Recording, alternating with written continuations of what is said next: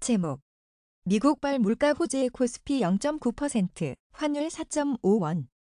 미국발 물가 호재로 13일 국내 금융시장에서 코스피가 오르고 원달러 환율이 하락했다. 이날 코스피는 전장보다 20.99포인트 오른 2386.09에 거래를 마쳤다. 지수는 전장보다 12.24포인트 오른 2377.34에 개장해 장중 2397.01까지 오르는 등 강세를 이어갔다. 유가증권 시장에서 외국인과 기관이 각각 5,714억 원, 2,150억 원어치 주식을 순매수해 증시를 끌어올렸다. 개인은 7,804억 원어치를 순매도했다. 서울 외환시장에서 원달러 환율은 전날 종가 대비 4.5원 내린 1,241.3원에 마치는 등 원화가 강세를 보이며 외국인 수급에 우호적인 환경이 조성됐다. 앞서 미국의 12월 소비자 물가지수 상승률이 전월 대비 하락한 것으로 나타나면서 시장은 미국 연방준비제도의 긴축 완화에 대한 기대감으로 환호했다. 이에 국내 증시도 상승세로 출발했고 장중 한국은행이 기준금리 0.25%포인트 인상하자 이를 소화하면서 강세를 이어나갔다. 김석환 미래에셋증권 연구원은 경기 둔화에 대한 우려가 여전하다는 점은 지수 상승을 제한하는 요인이라면서도 연준의 의도대로 인플레이션이 둔화하고 있다는 점에서 연착륙의 길이 조금씩 넓어지고 있다고 설명했다. 코스닥 지수는 전장보다 1.00포인트 오른 711.82에 마감했다. 지수는 전장보다 1.42포인트 오른 712.24로 시작해 장중 차익을 노린 투자자들이 매도에 나서며 하락 전환하기도 했으나 재차 강보합권으로 올라섰다. 코스닥 시장에서는 개인이 1,141억 원을 순매수해 지수를 뒷받침했다. 외국인과 기관은 각각 725억 원, 388억 원을 순매도했다. 이날 유가증권 시장과 코스닥 시장 하루 거래대금은 각각 6조 8,790억 원, 5조 1,223억 원이었다. 제목 전 세계 CEO들 경기 침체 불가피, 강도는 얕고 기간은 짧을 것. 전 세계 대부분의 최고 경영자는 다가올 경기 침체를 준비하고 있다면서도 침체의 강도와 기간은 얕고 짧을 것으로 예상했다. 이에 따라 기업들이 예전과는 달리 광범위한 감원 없이 경기 침체를 극복하는 데 집중할 것으로 보인다고 월스트리트 저널이 12일 전했다. 미국 경제조사기관 컨퍼런스 보드가 전 세계 1,100여 명의 경영자들을 대상으로 한 조사 결과에 따르면 중국을 제외한 모든 지역의 CEO 가운데 대다수는 경기 둔화가 불가피할 것으로 봤다. 미국의 경우 조사 대상의 98%가 경기 침체를 예상했지만 강도와 기간에 대해서는 얕고 짧게 끝날 것이란 전망이 가장 많았다. 이에 따라 이번 경기 침체에 대한 기업들의 대응도 고용 동결과 감원이 먼저 이루어지던 예전과는 달라질 것으로 전망됐다. 미국 CEO들은 감원 대신 혁신과 성장 동력 확보, 가격 정책과 마케팅 강화를 통한 이윤 확보, 행정비와 인위비 삭감 등에 초점을 맞춰질 것으로 예상했다. 반면 유럽 CEO들은 감원보다는 자본 투자 연기를 더욱 선호하는 것은 나타났다. 컨퍼런스 보드의 레베카레이는 많은 국가에서 노동력 부족 현상이 해소되지 않고 있다면서 기업들이 다가올 경기 침체를 극복하는 데 있어 감원은 마지막 수단이 될 것이라고 내다봤다. 미국의 경우 경기가 둔화하고 있음에도 노동력 부족이 계속되고 있다. 기술 기업을 중심으로 일부 기업이 경기 침체에 대비한 감원을 하고 있지만 주로 사무직이 대상이며 상품과 서비스 업종에서는 여전히 인력난이 이어지고 있다. 미국의 지난해 12월 실업률은 3.5%로 전월보다 0.1%포인트 하락해 1960년대 후반 이후 가장 낮은 수준을 나타냈다. 한편 이번 조사에서 미국 CEO들이 꼽은 외부 우려인 가운데 경기 침체와 인플레이션, 노동력 부족이 상위권에 올랐다.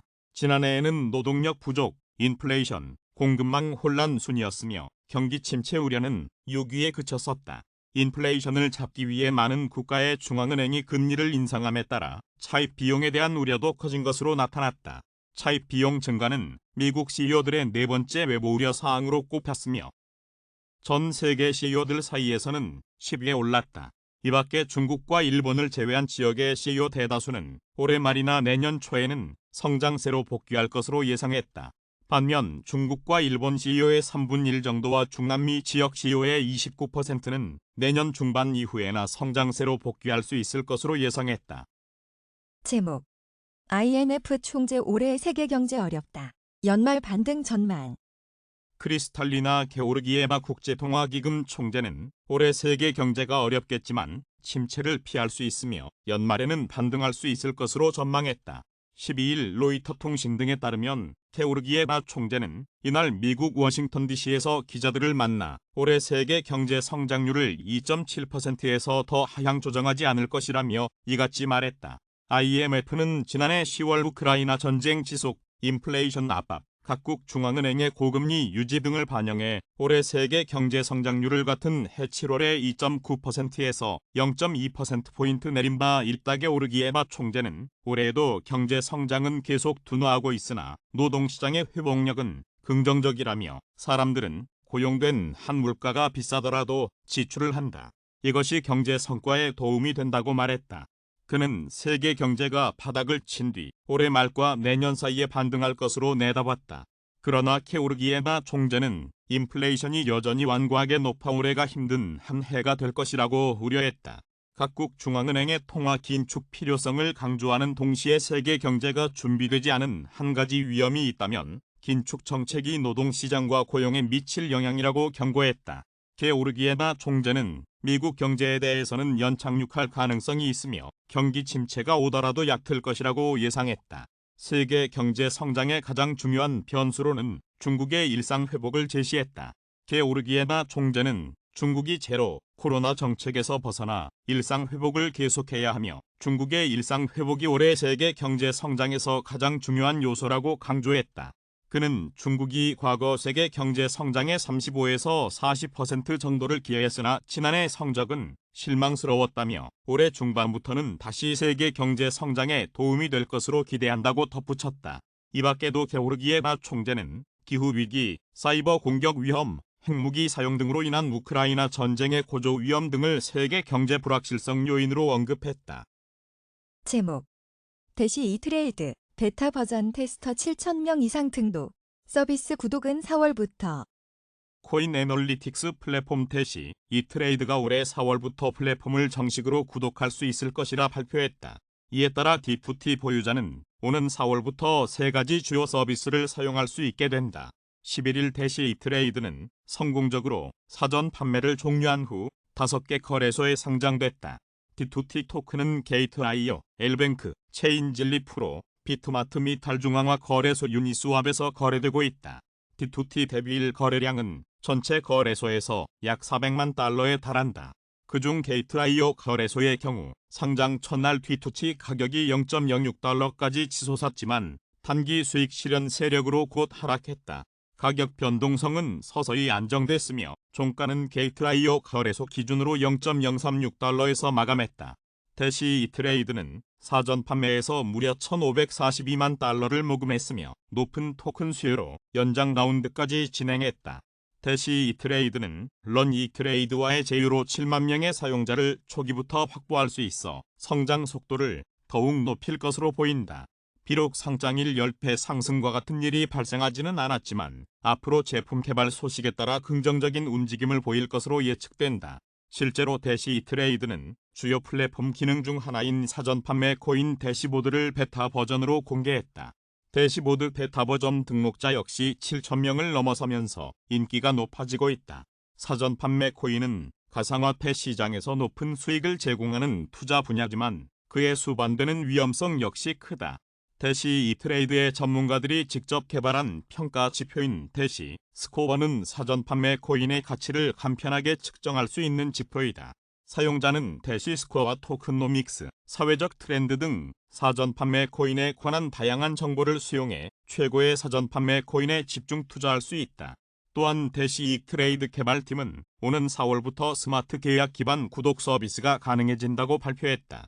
구독 서비스가 활성화되면 사용자는 베타 버전에서 제공되는 사전 판매 대시보드에 추가로 실시간 투자 모금액까지 확인할 수 있게 된다. 이를 통해 시장의 상황을 즉각적으로 파악해 대응할 수 있다. 매일 업데이트되는 자동 거래 신호 및 코인 이벤트도 제공된다. 이와 함께 백테스트의 첫 번째 버전도 출시된다. 사용자는 투자 전략을 실험하고 다른 사용자와 공유할 수 있다. 이 과정에서 사용자는 자신에게 맞는 거래 신호를 개발할 수 있게 된다. 공유 기능을 통해 커뮤니티에서 교류하며 다른 사용자로부터 배울 수도 있다. 또 하나의 흥미로운 소식은 올해 하반기에 개최될 트레이딩 대회이다. 예측해서 수익 창출 대회와 다음 주 이더리움 및 비트코인 가격을 예측하는 대회가 열릴 예정이다. 해당 대회에는 초보 수준의 퀴즈도 포함되기 때문에 좋은 성적을 거두면 D2T 토큰을 얻을 수 있다. 대회 참가자가 많아지면 이 자료 자체가 귀중한 정보가 되며 백테스트에 반영될 수 있다.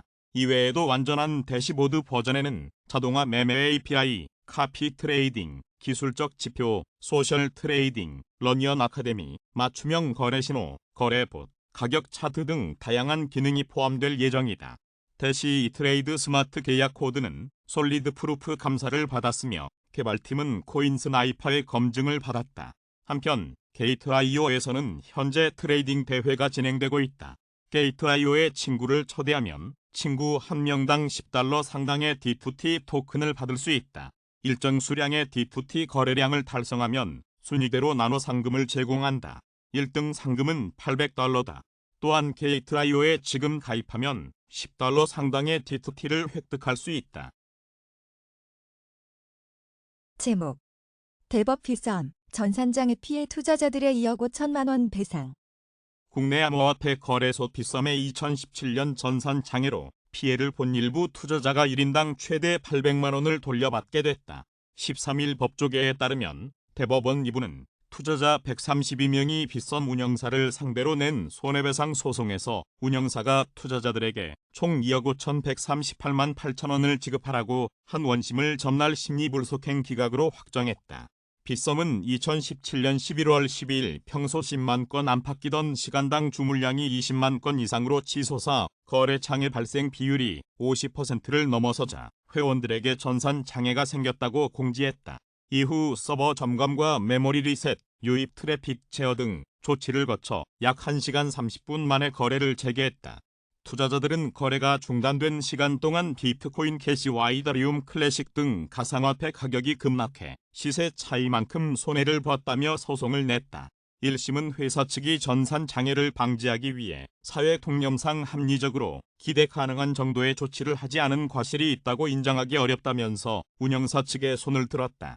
반면 2심은 원고들은 암호화폐가 급격히 하락하는 장세가 펼쳐지고 있음에도 전산 장애로 자신이 원하는 가격에 매도 주문을 할 수 없었다는 조조감과 상실감을 겪게 됐다며 이로 말미암아 있게 된 정신적 충격을 보호할 필요가 있다고 판단을 뒤집었다. 빗썸 측은 당시 거래량이 짧은 시간에 예측할 수 없을 정도로 폭발적으로 나타나면서 전산 장애가 발생했을 뿐 평소 주의 의무는 충실히 수행했다고 주장했으나 2심 재판부는 기술적 시도가 실패했을 때 발생하는 부담이나 비용은 서비스를 제공하는 주체인 피고가 책임져야 하지 서비스를 이용하고 수수료를 지급하는 회원들에게 전가할 수 없다며 받아들이지 않았다. 제목 중위드 코로나의 12월 수출 9.9% 급감. 연간 수출은 10.5% 증가. 중국의 작년 12월 수출이 9.9% 감소했으나 작년 전체로는 10.5% 증가한 것으로 나타났다. 13일 중국 해관총서에 따르면 중국의 작년 12월 수출액은 3,060억 8천만 달러로 전년 동월 대비 9.9% 줄었다. 이는 로이터의 시장 전망치보다는 약간 높지만 11월 수출 증가율보다는 더 악화했다.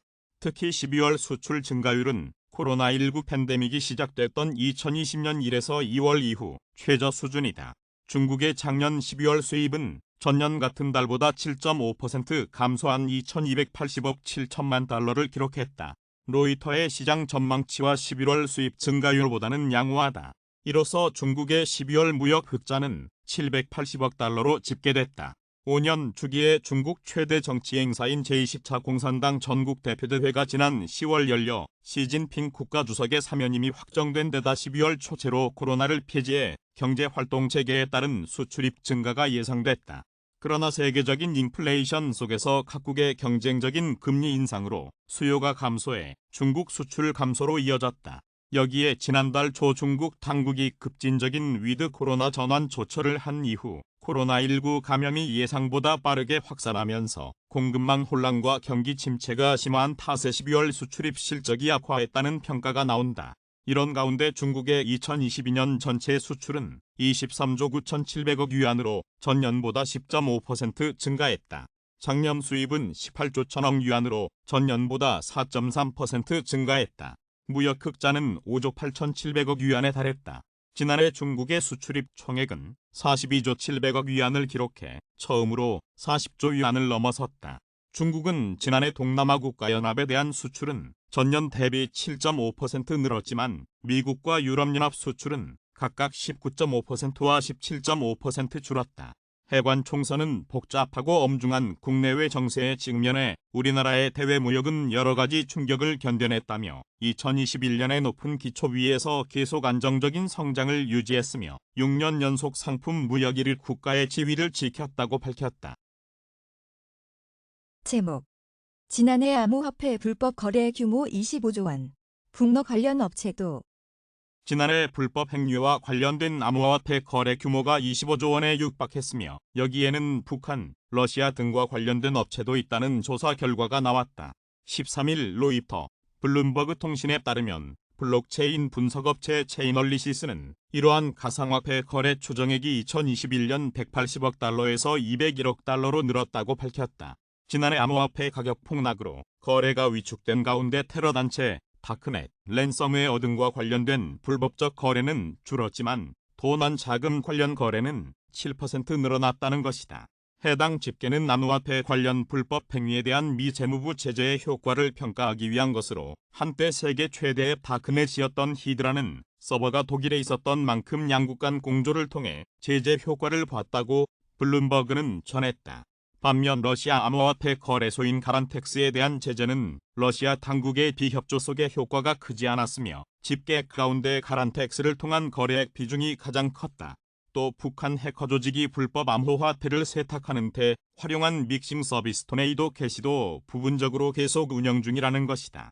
믹싱 서비스는 가상화폐를 쪼개 누가 전송했는지 알 수 없도록 만드는 기술로 이 과정을 반복하면 자금 추적 및 사용처, 현금화 여부 등 암호화폐 거래 추적이 어려워진다.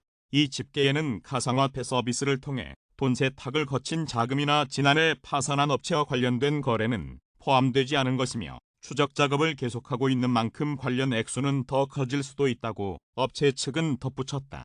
이 밖에 불법적인 거래 규모는 전체 거래의 0.24%로 여전히 소수에 불과했다고 블룸버그는 덧붙였다. 제목. 미 인플레 둔화의 경제 연착륙, 골디락스 기대까지 나와. 미국 물가 상승률이 둔화하자 미국 경제가 연착륙하고 골디락스까지 가능하다는 낙관적인 전망이 나오고 있다. 12일 미국 노동부에 따르면 작년 12월 소비자 물가 지수는 전년 동월보다 6.5% 올라 2021년 10월 이후 14개월 만에 최소폭의 상승률을 기록했다. 전월보다도 0.1% 하락했는데 전월보다 CPI가 하락한 것은 코로나19 발생 직후인 2020년 5월 이후 약 2년 반 만에 처음이다. 물가 상승률이 둔화하자 다음 달 연방공개시장위원회 정례회의에서 기준금리 인상폭이 0.25%가 될 것이라는 예상이 더 유력해지는 동시에 연착륙과 연말금리 인하 전망까지 나오고 있다. 블룸버그, 로이터 통신과 미 일간 월스트리트저널에 따르면 연방준비제도 관계자들은 그간 다음 달 FOMC에서 금리를 0.25%포인트 또는 0.5%포인트 인상할지 여부는 경제 상황에 대한 최신 자료에 따를 것이라고 강조해왔다. 이날 물가 상승률이 둔화하는 모습을 보이자 0.25%포인트 금리 인상 예상이 더 유력해지고 있다. 연준은 지난해 금리를 7차례에 걸쳐 공격적으로 올렸고 마지막 FOMC 정례회의에서 기준금리를 4.25에서 4.50%로 인상했다. 지난달 FOMC 회의 이후 인플레이션뿐 아니라 미국 근로자들의 임금 급등세가 다소 누그러진 동시에 노동시장은 여전히 강한 모습을 보여 연착륙에 대한 희망이 커지고 있다고 외신은 진단했다. 지난달 미국의 시간당 평균 임금은 전월보다 0.3%, 전년 동월보다 4.6% 늘어나 시장 전망치를 하회했는데 비농업 일자리는 22만 3천 개 증가해 시장 전망치를 상회했고 실업률은 3.5%로 54년 만에 최저치 타이 기록을 세웠다. 연착륙이 이루어지려면 노동시장의 실질적인 약세 없이도 물가 상승률이 꺾여야 하는데 현재 시점의 경제 데이터 조합이 그 현상 자체라는 것이다. 버락 오바마 행정부에서 백악관 경제자문위원회 위원장을 지낸 제이슨 팜엄 하버드대 경제학과 교수는 자신의 트위터를 통해 추세가 우리가 원하는 만큼 빠르진 않더라도 확실히 연착륙으로 가고 있다고 말했다. 일부 투자자들은 이번 인플레이션 둔화가 골디락스 시나리오로 가는 길이라고 예상한다. 이론적으로 이 시나리오는 연준이 예상보다 더 빨리 금리를 완화해 지난해에 이어 주식시장에 추가적인 충격을 줄 수 있는 경기 침체를 피할 수 있다는 내용이다. 스위스코트은행의 이펙 오즈카데스카야 선임 애널리스트는 인플레 완화와 강한 노동시장이 골디락스 시나리오를 뒷받침하고 있어 FOMC에서 금리 인상 관련 논의가 가열될 것이 확실하다고 말했다. 일각에서는 금리 인상 정도를 두고 시장과 연준이 치킨 게임을 벌이고 있다는 분석도 나온다. WSJ은 투자자들이 이르면 올 하반기에 연준이 금리를 인하할 것이라고 확신하고 있으며 이번 인플레이션 둔화 데이터는 이 예상에 기름을 부었다고 진단했다. 시장 관계자들은 인플레이션이 이미 정점을 찍었고 물가 상승 압력이 매우 빠르게 하강해 연준이 올 연말에는 금리를 인하할 것이라고 예상한다. 선물거래 기업 CME 그룹의 집계에 따르면 금리 파생 상품 시장 트레이더들은 올해 연준이 금리를 두 차례 더 인상해 3월까지 4.9%까지 올릴 가능성을 90%로 오는 12월까지 금리를 최소 한 번 인하할 가능성을 60%로 보고 있다. 반면 연준은 올해 금리 인하에 나서기에는 너무 이르다고 강조해왔다. 메리 데일리 샌프란시스코 연방준비은행 총재는 시장이 왜 인플레이션을 그렇게 낙관하는지 잘 모르겠다고 말했고 제임스 블러드 세인트루이스 연은 총재도 인플레이션은 다시 다른 방향으로 갈 수 있고 연준은 이에 대응해야 한다고 했다. 시장과 연준의 예측이 차이를 보이는 이유로는 기술적 요소 등을 들 수 있다. 연준의 분기별 경제, 금리 예측은 투자자들이 금리 선물 시장을 통해 측정하는 것과는 차이가 있다는 것이다. 연준의 예측은 연준 관계자 각각이 가장 가능성이 높은 경제 상황에서 생각하는 금리 수준을 나타낸다. 따라서 연준 예측은 한 가지 일반적인 상황에서 연준이 어떻게 대응할 가능성이 가장 높은지를 보여줄 뿐이다. 그러나 시장은 서로 다른 경제 시나리오를 더 고려하는 금리 선물 시장에서 확률의 가중치를 둔 베팅을 할 수 있다. 부분적으로는 연준 관계자들이 공개적으로 낙관적인 의사를 표명하기를 거리기 때문이라고 WSJ는 분석했다. 뱅크 오브 아메리카의 금리 전략가 마크 카바나는 시장은 연준보다 인플레이션이 더 빠르게 둔화할 것으로 예상한다고 말했다. 제목 모스덱스 현재 크립토 윈터 과거보다 심각해. 차익 거래에도 관심 가져야. 통합 디지털 자산 차익 거래 플랫폼 모스덱스가 현재의 크립토 윈터는 과거의 하락장에 비해 훨씬 더 파급 속도가 크다고 경고했다. 모스덱스 측에 따르면 10여 년 전 암호화폐가 탄생한 이래 약세장은 항상 존재해 왔으며 가격이 너무 높을 때 가격을 안정시키는 조정 역할을 하는 순기능도 존재했다. 하지만 크립토 윈터는 이러한 약세장보다 훨씬 더 심각한 결과를 불러온다. 또한 현재의 크립토 윈터는 과거의 크립토 윈터보다 훨씬 파급력이 크다고 모스덱스 측은 말했다. 모스덱스 관계자는 암호화폐 시장이 10년 전에 설립된 이후로 과거보다 상당히 성숙해졌으며 전통시장의 많은 자본이 암호화폐와도 연결될 만큼 발전했기 때문에 하락장에 의한 파급 효과 역시 클 수밖에 없다라면서 테라, 루나 코인의 붕괴를 살펴봐도 고객이 자금을 잃고 회사가 파산 신청을 하는 일련의 사건을 촉발하는 계기가 됐음을 알 수 있다고 설명했다. 이러한 상황 속에서도 암호화폐 투자는 여전히 진행 중에 있으며 많은 사람들이 상황을 개선할 만한 방법을 찾기 위해 고심하고 있다. 이와 관련해서 모스덱스는 암호화 차익거래 작동 방식에도 관심을 가져볼 만하다고 조언했다. 암호화 차익거래 작동 방식은 암호화 차익거래를 통해 수익을 내는 구조로 가장 기본적인 암호화 차익거래는 여러 거래소에서 암호화 코인의 작은 가격 차이를 활용하는 프로세스다. 한 플랫폼에서 낮은 가격으로 암호화폐를 구매하고 더 높은 가격으로 다른 플랫폼에서 판매하는 것을 수반한다. 모스덱스 측에 따르면 해당 프로세스는 위험을 최소화할 수 있으며 작동 방식을 이해하는 데 전문 지식이 필요하지 않는 것이 장점이다.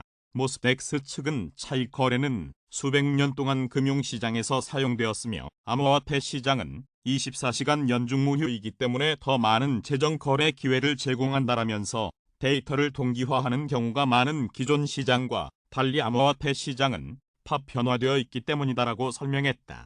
하지만 주의해야 할 요소도 존재한다. 차익 거래 기회가 몇 초 이내에 발생하기 때문에 기회를 잡기가 쉽지 않기 때문이다. 거래소마다 가격 차이가 발생하는 이유는 중앙집중식 거래소의 암호화 자산 가격이 가장 최근에 입찰 요청 일치 주문을 기반으로 하기 때문이다. 요컨대 거래자가 디지털 자산을 사고 파는 가장 최근 가격은 자산의 실시간 가격이다. 결과적으로 거래소의 가격 발견은 지속적인 프로세스이며 모든 자산에 대한 수요는 다양한 거래소마다 다르기 때문에 가격 역시 차이가 발생하게 된다. 반면 탈중앙화 거래소에서는 자동화된 마켓 메이커 시스템이 자산 가격 책정에 사용된다. 이 경우 가격을 시장에 맞춰 유지하기 위해 암호화폐 차이 거래자에 의존하게 되며 주문서 대신 유동성 풀이 사용된다. 각 거래상에 대해 별도의 거래 풀이 있으며 두 개의 자산이 있는 유동성 풀에서 가격을 유지하기 위해 수학 공식이 사용된다. 모스덱스 측은 인간이 몇 분마다 두 개 이상의 거래소에서 가격을 비교하는 것은 불가능하기 때문에 플랫폼을 사용하는 것도 도움이 될 수 있다라면서 특히 거래를 대량으로 처리할 수 있으면 차이 거래에서 이익을 얻는 데 필요한 수천 건의 거래를 처리하는 데 수반되는 수수료를 없애는 데 도움이 되므로 플랫폼 선택 시 참고하실 바란다고 전했다. 한편 모스덱스는 핀란드 금융 및 기술 회사인 모스덱스 리미티드에서 개발한 플랫폼으로 블록체인 기반 플랫폼을 통해 직접 중재가 아닌 머신러닝을 활용한 것이 특징이다. AI가 변동성이 가장 높은 거래소를 찾는 중심 역할을 하며 1분에 수천 건의 트랜잭션을 실행한다. 현재 교차 교환 차익 거래, 삼각 교환, 디파이 차익 거래, 스테이킹 기반 차익 거래 등을 실현하고 있다. 제목 코인마켓캡 비트코인, 이더리움 가격 예측 맞았다. BTC 3만 달러, ETH 2,500달러 전망도. 전체 암호화폐 시장에서 차지하는 비중이 60%에 달하는 비트코인과 이더리움은 올해 들어 15%, 19% 각각 올랐다. 지난해 비트코인은 65%, 이더리움은 68% 각각 급락했었다. 올해도 암호화폐 겨울이 지속될 것이라는 게 시장의 지배적인 전망이었다. 하지만 코인마켓캡 커뮤니티는 비기코인의 강세를 전망했었다. 현재까진 이들의 예측이 맞아가는 모양새다. 암호화폐 시황 중개 사이트 코인마켓캡의 커뮤니티는 비트코인의 1월 말 가격을 평균 19,225달러로 예측했다. BTC 가격 예측은 18,120명이 참여했다. 1월 13일 오전 10시 42분 현재 코인마켓캡 기준 비트코인 가격은 18,795달러에 거래되고 있다. 또 코인마켓캡 커뮤니티는 이더리움의 월말 가격을 평균 1,396달러로 예측했다. ETH 가격 예측은 1,980명이 참여했다. 현재 이더리움의 가격은 1,406달러를 기록 중이다. 한편 유명 암호화폐 애널리스트 미카엘 판테포프는 인플레이션의 하락과 금리 인상의 중단이 비트코인을 3만 달러까지 상승시킬 수 있을 것이라고 주장했다. 코일레저의 최고 경영자인 데이비드 캐메런은 암호화폐 겨울에도 이더는 2023년 상반기에 2,500달러까지 상승할 수 있다고 예측했다. 제목 비트코인 법정화 폐국 엘살바도르 12조 원대 BTC 채권 발행 길 열었다. 엘살바도르의 나이브 부켈레 대통령 출처 트위터 코일리더스 세계 최초로 비트코인을 법정화폐로 채택한 중미 국가 엘살바도르에서 이번엔 암호화폐로 채권을 발행할 수 있는 법안이 통과됐다. 12일 중남미 지역 매체 인포바에와 디아리오 엘살바도르 등에 따르면 엘살바도르 의회는 전날 본회의를 열어 디지털 증권법 개정안을 가결했다.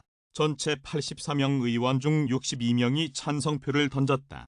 47개 조항으로 구성된 이 법안은 암호화폐에 대한 양도 행위를 법적으로 인정하는 한편 암호화폐 자산 가치를 보호하는 게 골자다. 디지털 자산 시장 진흥과 디지털 자산 서비스 공급자 등록 및 관리를 담당하는 국가 디지털 자산위원회 창설 근거도 담겼다. 호수에 메를로스 엘살바도르 경제부 규제 관련 책임자는 암호화폐를 금융자산으로 보장하려는 게 이 법안의 핵심이라며 법령 어디에도 비트코인이라는 용어는 들어있지 않다고 강조했다. 이 법안이 관심을 끄는 건 암호화폐 채권을 발행할 수 있는 길을 텄다는 점에 있다. 앞서 나이브 부켈레 엘살바도르 대통령은 크립토 채권 또는 정부에서 화산 채권이라고 부르는 암호화폐 국채를 통해 10억 달러 상당 조달 목표를 밝힌 바 있다. 이 중 5억 달러는 비트코인 구매에 나머지 절반은 지열 에너지 기반 비트코인 채굴 등을 용처로 제시하기도 했다.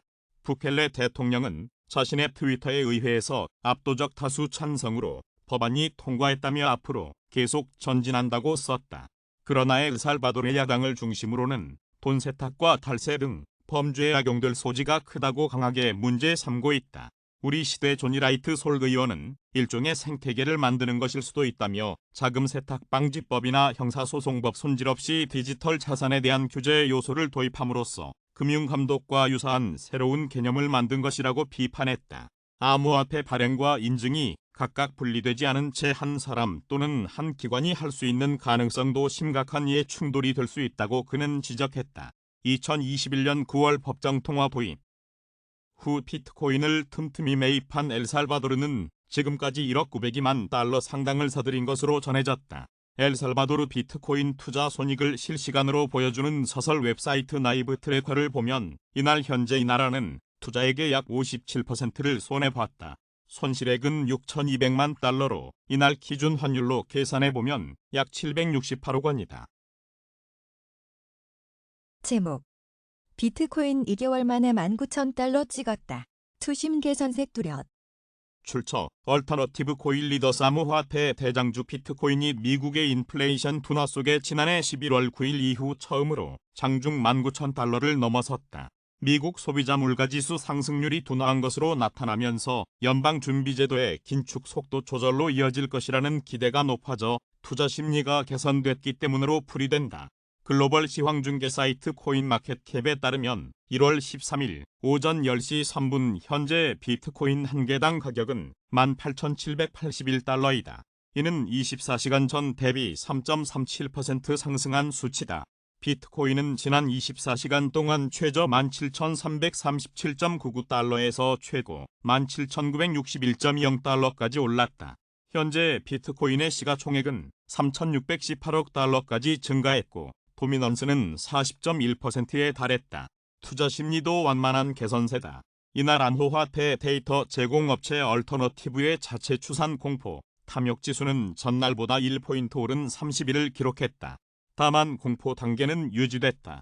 해당 지수는 0에 가까울수록 시장의 극단적 공포를 나타내며 100에 가까울수록 극단적 낙관을 의미한다. 제목 차이신 중 4분기 경제 성장률 1.8%, 12월 산업생산 증가율 0.4%. 중국의 서분기 국내 총생산 성장률은 1.8%를 기록할 것으로 예상된다고 중국 경제매체 차이신이 13일 보도했다. 차이신은 중국 안팎의 14개 기관을 대상으로 한 조사에서 이런 추정치가 나왔다고 밝혔다. 이 매체는 작년 말 중국 당국이 제로 코로나 정책을 철회하고 위드 코로나로 전환했지만 중국 경제에 대한 하방 압력이 여전하다면서 특히 코로나19 감염 급증으로 소비가 살아나지 못해 성장률이 저조하다고 분석했다.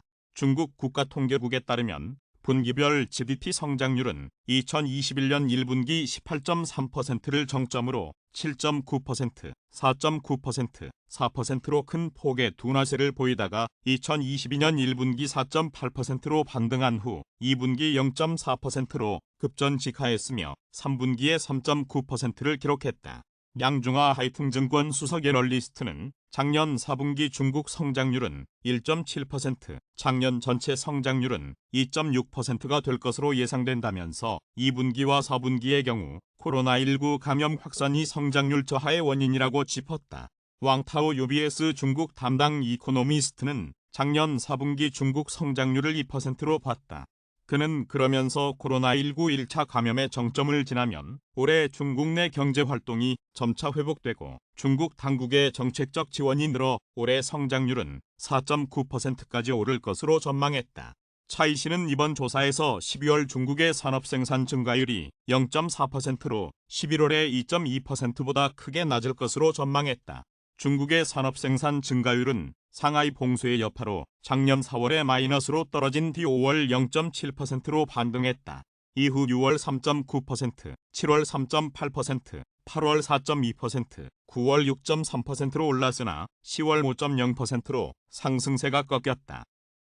제목 2조 원대 코인 사기 베이글로벌 대표 징역 25년 확정.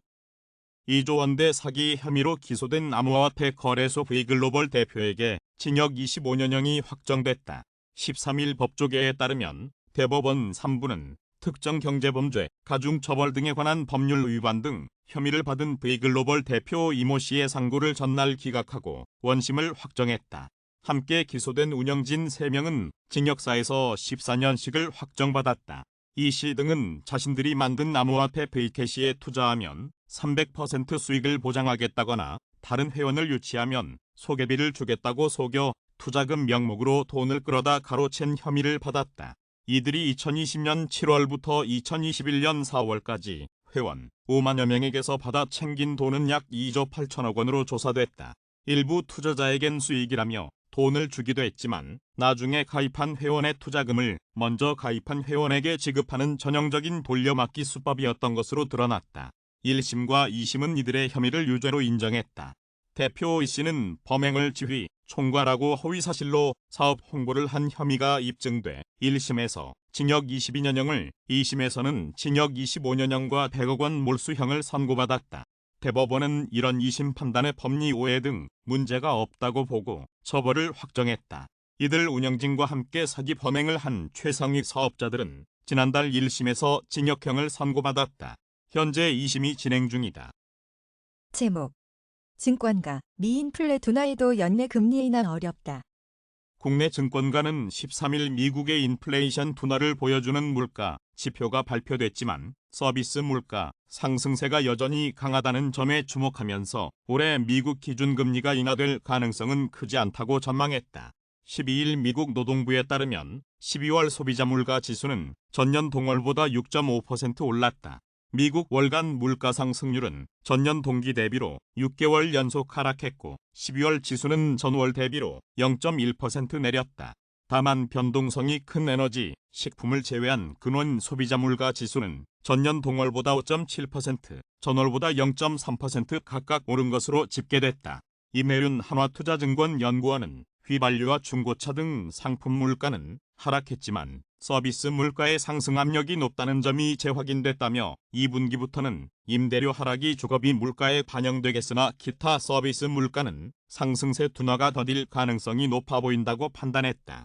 그는 최근 물가 상승세 둔화가 지속된다는 점을 감안하면 2에서 3월 금리 인상 폭 축소 기대는 타당하다면서도 근원 물가 둔화가 더딘 상황에서 연방준비제도가 금리 인하에 나설 가능성은 작다고 봤다. 그러면서 연내 미국의 금리 인하는 어렵다는 기존 입장을 유지했다. 이다른 대신증권연구원도 이번 물가 하락세의 주요 원인은 휘발유 가격이라며 전월에 이어 중고차도 2.5% 하락하며 물가 하방 압력을 더했다고 분석했다. 하지만 이번 CPI 결과가 긍정적이지 못한 이유는 주거비를 제외하더라도 여전히 높은 근원 서비스 물가의 상방 압력 때문이라며 임금이 주거 및 에너지 제외 서비스 물가에 반영되는 데 1년 정도 시차가 걸린다는 걸 고려하면 올해 물가 상승 압력은 지속할 가능성이 크다고 말했다. 이 연구원은 이번 CPI 지표는 오히려 연준이 고금리를 계속 유지해야 하는 이유를 명확히 보여줬다면서 향후 연준의 피벗 기대감은 줄어들고 금융시장의 변동성은 재차 커질 가능성을 염두에 둬야 한다고 경고했다.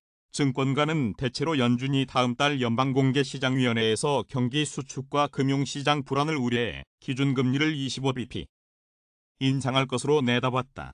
다만 일각에서는 50bp 인상 가능성을 배제할 수 없다는 관측도 나왔다. 김용희 키움증권연구원은 임금 인플레이션 우려가 지속될 경우 1분기를 지나며 주거비 상승 압력이 완화된다고 하더라도 서비스 물가 수준이 시장 예상보다 높게 유지될 수 있다며 다음번 FOMC에서 연준이 50bp 금리 인상을 고려할 수 있다고 밝혔다.